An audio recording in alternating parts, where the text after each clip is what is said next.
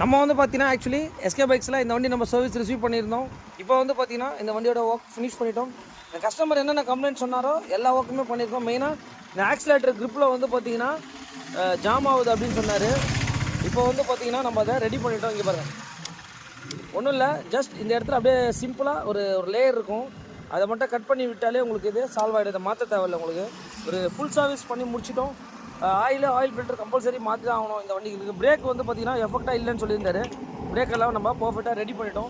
வண்டியோட கண்டிஷன் பார்த்தாலே தெரியும் உங்களுக்கு. டயர் பாலிஷ் அண்ட் எவ்ரி திங்கான ஒர்க் பண்ணியிருக்கு. அதே மாதிரி வந்து பார்த்திங்கன்னா ஃப்ரண்ட்டில் டிஸ்க்கு, பேக்கில் டிஸ்க்கு எல்லாமே வந்து பார்த்திங்கன்னா அவர் சொன்ன ப்ராப்ளத்தை எல்லாமே வந்து பார்த்திங்கன்னா நம்ம சால்வ் பண்ணியிருக்கோம். இந்த வெஹிக்கிள் 30,000 கிலோமீட்டர்ஸ் கிட்ட ரன் ஆயிருக்கு. உங்கள் வண்டியும் ஏதாவது கண்டிப்பாக சர்வீஸ் பண்ணணும் அப்படின்னா கண்டிப்பாக எஸ்கேவை கான்டெக்ட் பண்ணுங்கள்.